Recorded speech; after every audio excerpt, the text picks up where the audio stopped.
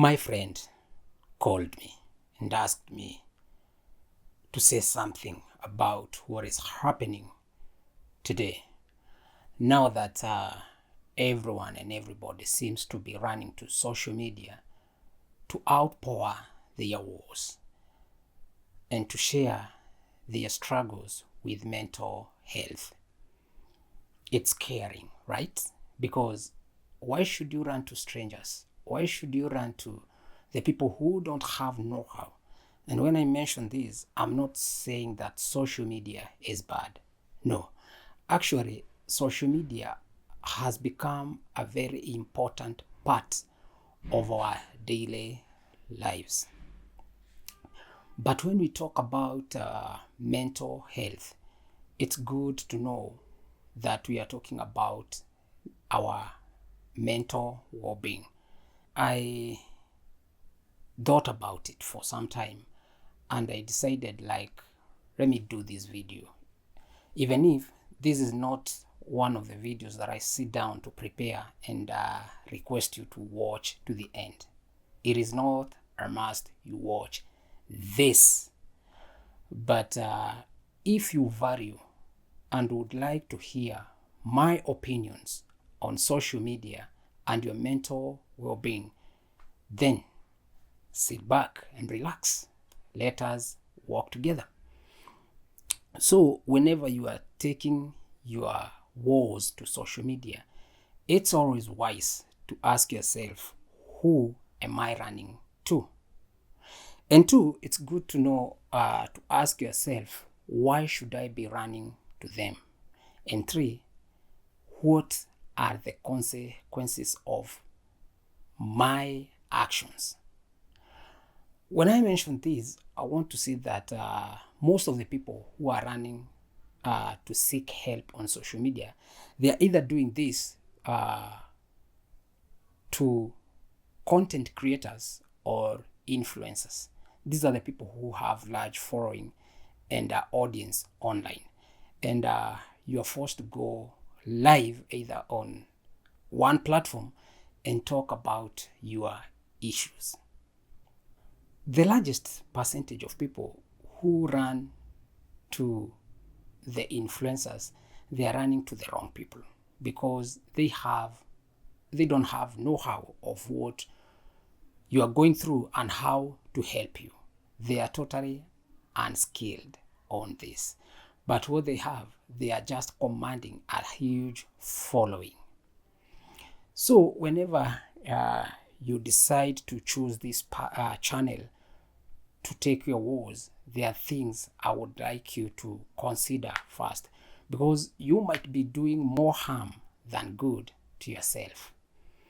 Like when we talk about who am I running to, I've said that the biggest percentage runs to the people who don't have know-how or skills or ability to help you.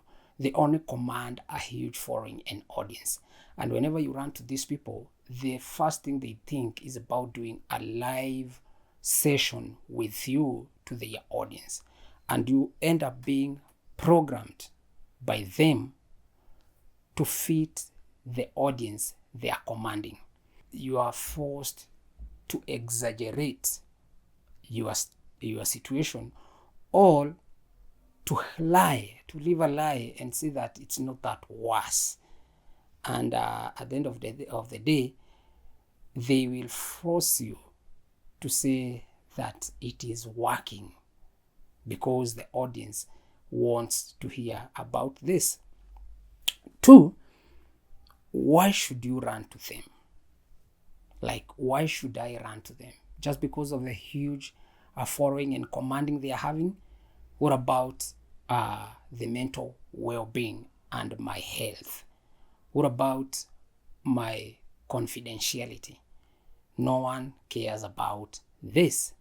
And finally, what are the consequences of running to social media to outpour your woes? One, we say that due to the constant engagement, because you have to keep on doing live sessions, due to the constant engagement, you pose a very huge risk of sleep disruption, because at times you do this, you have to stay online, you have to stay on screen for long hours, even up to the very late hours of the night. Also, you end up living a life of comparison and envy. These are the people where the audience will always be giving their feedback. Like, this is the kind of life we wish we were living, this or that, and such. And three, you have to ask yourself, am I ready for cyberbullying and attacks? Because the audience will mock you. The audience will just say anything. The audience will bully you. The audience will attack you. At times, maybe supporting your spouse. So you have to ask yourself, am I ready for this? And when you open up this channel, you have to be very aware that cyberbullying and attacks pose a very huge threat to you on depression, anxiety, and suicidal thoughts. These three, you have to be guaranteed that whenever you are facing cyberbullying and attacks, they might be heading your way. And finally, you have to think about the welfare of your kids or your family. What dangers are you posing to them? And when we get to this place, someone might be wondering, then where should we take our issues? And this is not based on academics, but this is my personal opinion, that whenever you have some mental health challenges or issues that you are going through, the wisest thing is to seek help from an expert.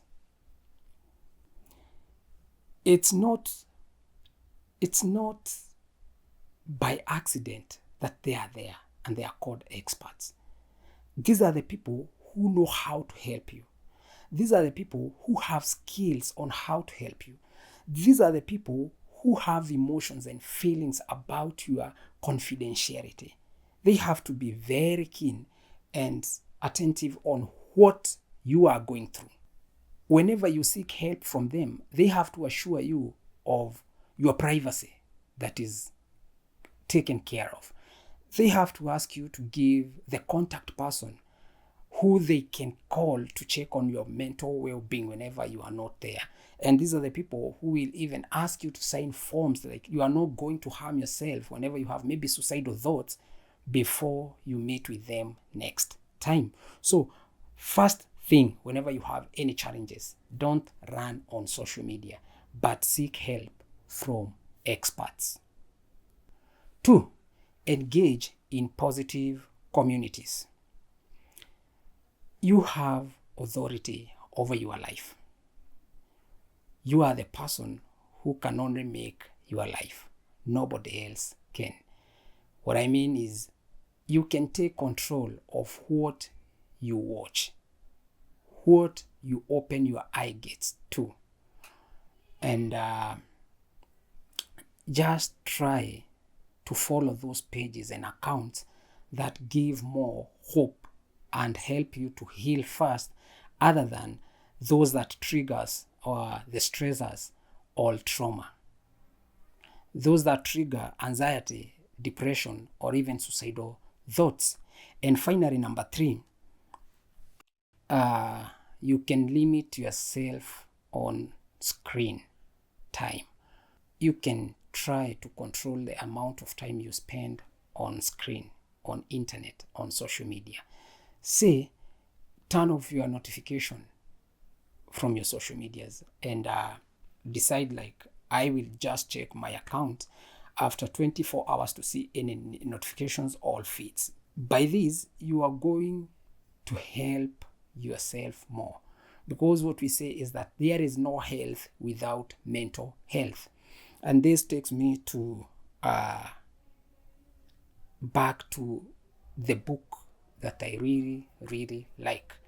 Black Trauma by Dr. Dermot Holt and Dr. Karian Dawson. The Black Trauma. I have read this book again and again and again, 3 times, trying to understand what really happens to us. And when you take a break from screen, just take a book and read. This will help. Get a nature walk or even change the environment.